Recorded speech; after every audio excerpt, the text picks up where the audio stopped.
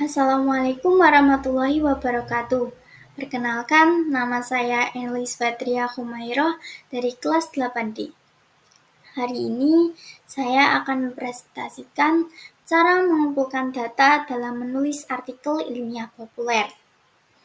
Tapi sebelum kita mengetahui cara mengumpulkan data dalam menulis artikel ilmiah populer, kita akan mengetahui pengertian dari artikel ilmiah populer. Artikel ilmiah populer adalah karya tulis yang mengandung ilmu pengetahuan dan ditulis dengan bahasa Indonesia yang ringan serta mudah dipahami.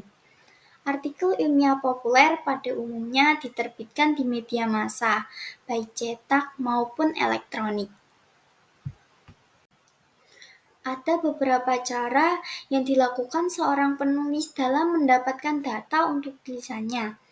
Kalian akan mengenali cara yang umum dilakukan seorang penulis artikel ilmiah populer untuk mengumpulkan data. Yang pertama, wawancara. Wawancara adalah kegiatan tanya-jawab yang dilakukan untuk mendapatkan data dan informasi secara lengkap. Sebelum melakukan wawancara, sebaiknya penulis artikel ilmiah mempersiapkan 3 hal berikut ini. Yang pertama, menentukan orang atau pihak yang akan diwawancarai. Yang kedua, menentukan daftar pertanyaan yang akan diajukan. Yang ketiga, menentukan cara merekam hasil wawancara. Wawancara dapat dilakukan secara tatap muka maupun tidak, yaitu menggunakan telepon video, telepon suara, ataupun surat. Sebelum mewawancarai seseorang, ada beberapa hal yang perlu diperhatikan untuk menjaga etika saat melakukan wawancara. Etika dalam wawancara. Berikut adalah hal-hal yang perlu diperhatikan untuk menjaga etika saat melakukan wawancara.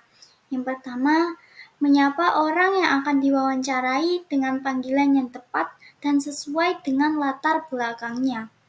Yang kedua, memperkenalkan diri dengan bahasa yang baik dan memberikan informasi tentang diri secukupnya.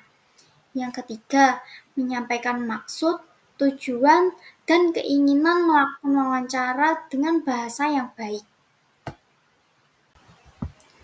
Cara mengumpulkan data dalam menulis artikel ilmiah populer kedua adalah menggunakan kuesioner.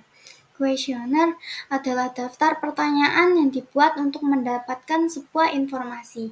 Daftar pertanyaan disusun menggunakan kalimat yang mengandung kata tanya. Kata tanya adalah kata yang berfungsi memberikan respon dan tanggapan.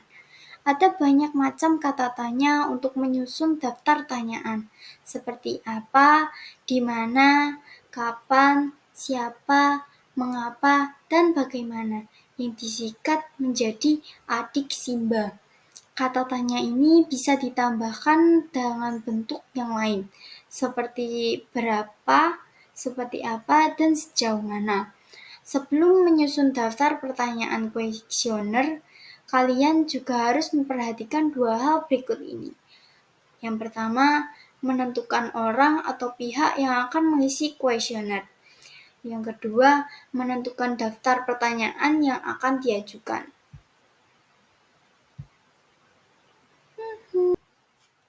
Cara mengumpulkan data dalam menulis artikel ilmiah populer yang terakhir adalah membaca tulisan orang lain. Jika topik yang dipilih sudah pernah ditulis oleh orang lain, kalian dapat membaca tulisan mereka untuk menemukan informasi yang dibutuhkan.